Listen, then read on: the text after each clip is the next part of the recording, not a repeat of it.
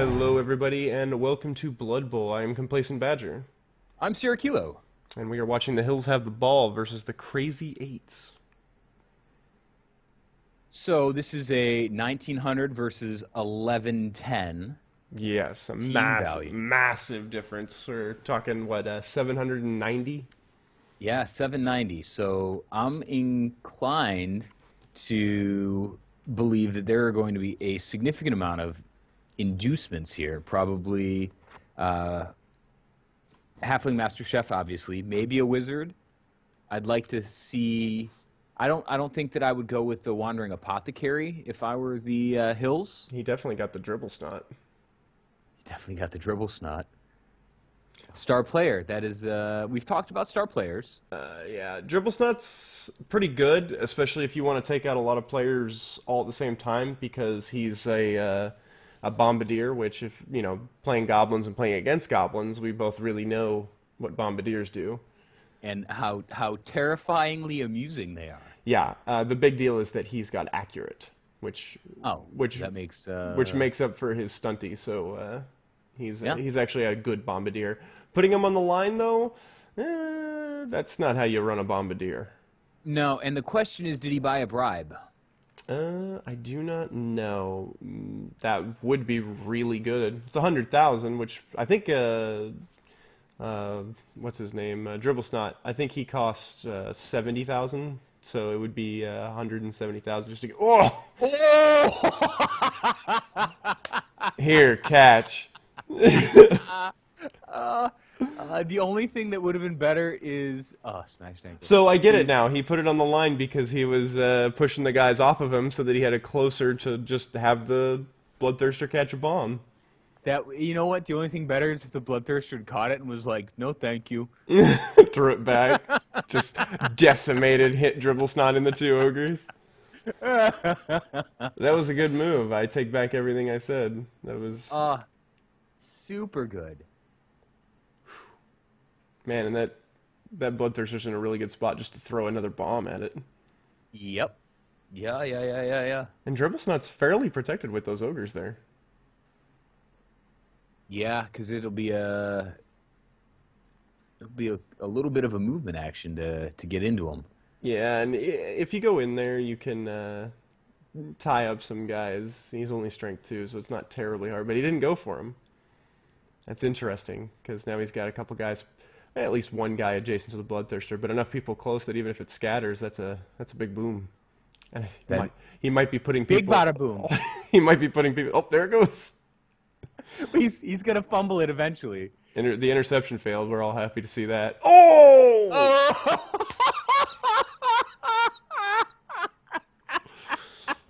And now we know why we don't use Bombardiers. Oh, fuck me. That Ogre did not move with that ball ever. No. That was impressive. Before rolling that, maybe he didn't understand. Maybe he didn't understand how dangerous those bombs are. But I probably would have at least just moved the Ogre up. Yeah. That was the. Oh, good lord. Yeah. Now he's in a bit of a pickle. Yeah, he's heavily outnumbered now downfield, and even an Ogre can't stand to that many, especially with that horns coming up. Right, and that's what you're gonna get here is. The Bloodthirster is going to do some damage because he's got the claw, and he's going to and the Mighty Blow versus the Ogres. So nice break tackle, right? I think I might have just chucked the ball at the end of that, but I guess there's not really any. Well, he's going to fumbled pass. It just ends up by your feet. But I guess that does make it. Crazy 8 still have to get the ball from the Ogre, which is not an immediate win. Right. He can do it with his blitz, but he's trying to tie up some snotlings first. Well, you know what? Here's the truth of it. If I were the Crazy 8's, my goal would be to engage and hit every snotling. The Ogre isn't anywhere in a position to have to get a touchdown anytime soon. So I would do as much damage to the Snotlings as possible in order to make the second half my half.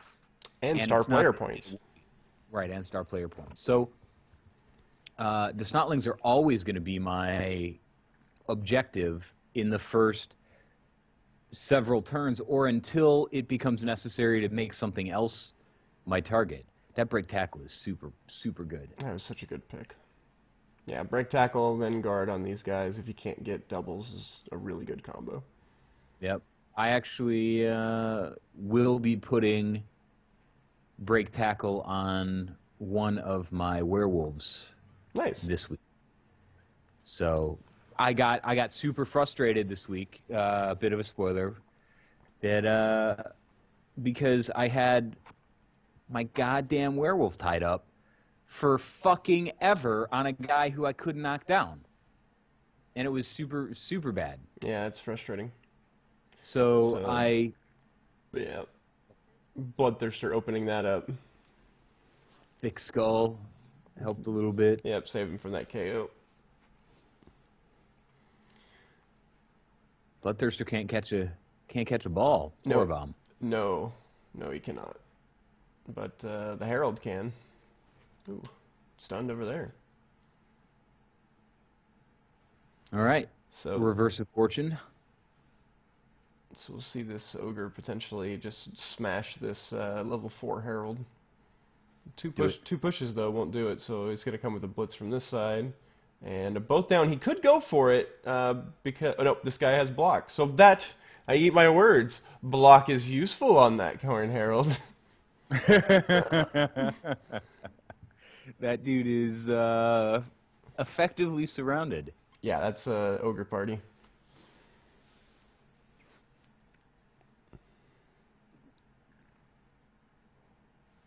All right. At least he's getting those Snotlings involved. I like to see that. Yeah. That little bit of a ring means that those dodges are going to be dodgier. Yeah. Or less dodgy, however you like it. Yeah, this is going to be a tough for him to get out of him because he's not going to be able to really beat his way out, and he can't really dodge out with all those Snotlings over there. The exception being if maybe he just kills this Snotling with this Bloodletter, and then he can do a not-so difficult dodge out and away, but opting to push that Bloodthirster in a very not advantageous area and blocking that lane off. Right. Because if he would have taken that out, he could have gone this direction, or you can just go right at the center with a negative... Oh, no, wait, these are all your team. That's a fine lane as well. Good work. Yeah. Stop letting everybody have the same color. Yeah, the colors do bother me, but, yeah. And for some reason, the cultists just look like tiny versions of the ogres at a distance. Right. It's just because they're not wearing pants. Yeah, the pantslessness. So Snotling's there to hold him, and then we'll see an ogre potentially take him out if he doesn't bonehead. Right. Expect the bonehead, though. He's been fairly fortunate so far. He's called it. Yeah, that's not good. Anybody got break tackle? Yeah, he probably doesn't have the movement to get down there. Well, the problem with the Snotlings is that not only is he just going to be able to blitz directly out, better than anything is... I would toss a Snotling, man. Take one of these ogres and just toss a Snotling right on top of that guy, try to take him out. Yeah. I mean, it's a long shot, but you were going to get all these Snotlings over here anyways, then just toss them. Yeah, 100% true. I mean, and we know that Snotlings are adequate projectiles. They really are. As long as they land helmet first. So, opting to blitz with the Pit Fighter to get him out. He's going to... odd that he went around like that. Dodged. That was a very bad route to dodge out of, and he got lucky. He went to the worst possible way to dodge out by taking the -2 modifier, either a misclick or still not understanding. Was it a -2, or because the other way would have been 2 -1s, right? Yes. It would have been 2 dodges. Well, it still was 2 dodges. It's just the first one. The difference was instead of a -1, where in the second one was always a plus. And you know, obviously the -2 becomes a -1 because of the +1 for dodging. So it was the either take an agility roll, then an agility roll +1, or take an agility roll -1, then an agility roll +1. And he opted to, whether from inexperience or misclicking or just not thinking, took the -1, then the +1. But it worked, and he used pro, and that worked too. And that helps. Ooh. Mighty blow. All right. So this is going to be probably a little bit of a shit show, huh? Yeah, not enough damage was done to either side to really make the second half too terribly uneven. So it looks like we're going to be looking at the same thing in the second half. Yeah, we got a couple turns without a hope for a touchdown, so just a lot of face punching. Oof. So going for those go for it's and dropped it on Snake Eyes, sure feet. And actually knocked out the player, right? Yeah. Oh, because of the I think it's stunty that makes a 7 a knockout instead of a stun. Correct. Add +1 to that. Whoa! What? That was a smashed hip. Only a -2, so you know after modifiers a -1 to dodge through. So smashed hip is movement allowance, right? Yep. So that was a self-inflicted one. Probably could have gone the other way and just done a go for it instead, which would have been an easier roll to get the same thing without the dodge roll. But opting to take. Well, here's the question of the day. He's up 1. Oh! Another badly hurt. Yeah, that was a nice. So you're up 1. It's the end of the first half. You get the ball second half. Do you risk it? No, he had no means of getting that touchdown. That was the last. That was the last thing. That was basically he caused that smashed hip on himself. Yep. For absolutely no chance of gain. I mean, we'll add that to the very prestigious listing of people who caused terrible things to themselves for no obvious reason. Yep. So that's a self-inflicted smash hip and a smash knee that was done by an ogre. Ooh, kick off the pitch. But he did get Master Chef stealing 2 for this half. I didn't see how many he stole the first. I think it was only 1. Or maybe I wasn't paying attention to that. It might have been 0. Ooh, a dead ogre, but goes for the fractured arm instead, which I think a fractured arm is only a miss next game. I believe so as well. Because ogres don't need arms anyways. No, they're just pure body. Right. So this is a very deadly game. Oh, it even says right there, miss next game. I don't know why I don't just look down there. 'Cause I don't think that it says... I don't think it says what it does if it is a stat affect. That's probably true. So we just assume that it's something terrible unless it's not. Mm-hmm. So getting a little bit clogged up in here, but oh, there goes the loner. Rolling attacker down, both down, and then failing the loner roll. So first turn action with the Bloodthirster not ending well. Yeah. Yep. And that loner is devastating. Mm-hmm. I know that from first-hand experience. Me and Brett have an understanding. And it's that he's going to do what he wants on his own time. Yeah, unless it's supremely important, and I try not to make anything Brett does supremely important. Mm-hmm. I'm not going to make him do it twice, because he likes his personal space. He's an individual guy. This is a lot of smashed together. Got lucky with that badly hurt there. So that's 2 ogres that are off the pitch for the rest of the game. So that's going to turn the tides pretty substantially. All right, Let's see if the Crazy 8's can get legs and take advantage of it. Mm-hmm. Getting a little bit of field position. Honestly, at this point, I might be... Well, I guess there's no way to get in adjacent to him without getting adjacent to other players. But if you can Yeah. get a chance with these Snotlings, you get them adjacent to the ball carrier and nobody else, and then they either have to blitz to get rid of the Snotling or blitz with the runner to get rid of the Snotling, and it not only potentially fails and ends their turn, but they can't use the blitz to get upfield. Right. Now, obviously, this, as I said, this is not an advantageous position to do that. But a good thought, a good notion. Mm-hmm. Wild Animal losing his point of his cage, leaving it open. Snotling's not going to be able to do a lot of damage, but I think I would just throw a Blitz Snotling that direction. Maybe even this one right here. Just 2 dice his choice. He doesn't have block. Just do it.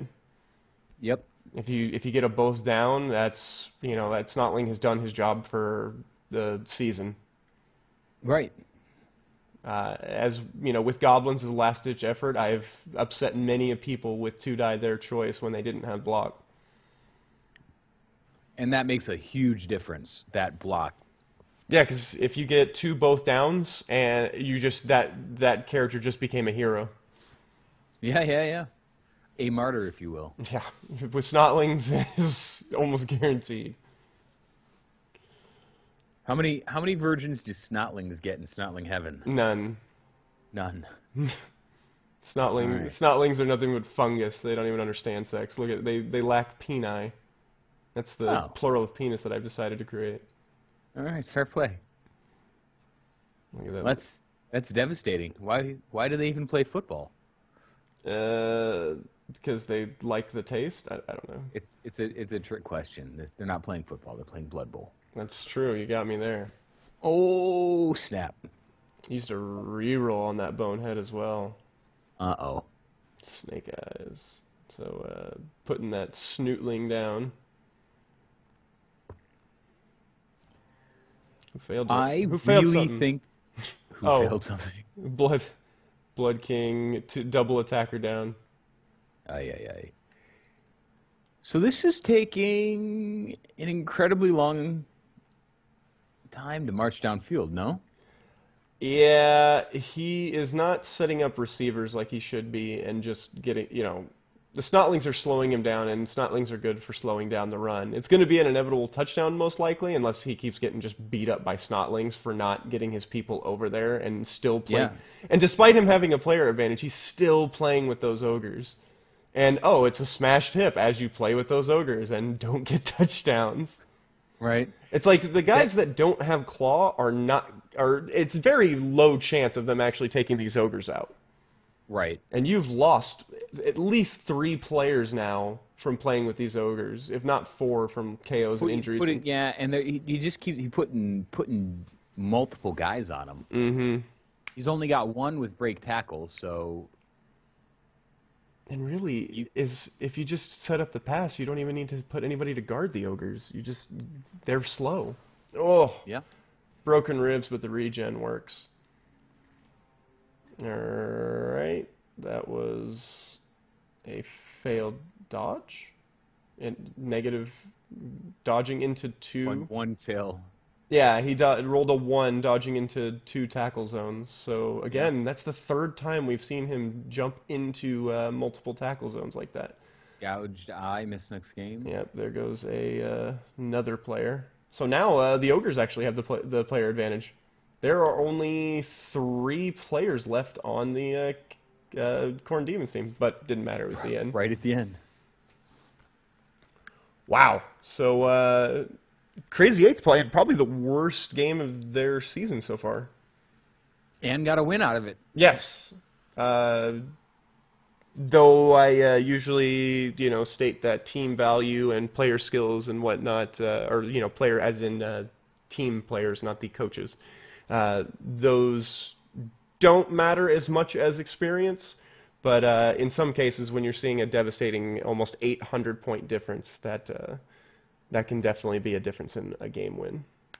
Yeah, I think that what it came down to was the Hills. I don't know if they had a good enough understanding of the Bombardier, and because they used it super effectively, maybe by accident, and then terribly, maybe by accident. I think that spending that much money on a star player was a really I I'm think not gonna say it was a Dribble's good idea, but I think Dribble Snot's only 70. I could be I'm probably wrong, but I think he's only 70.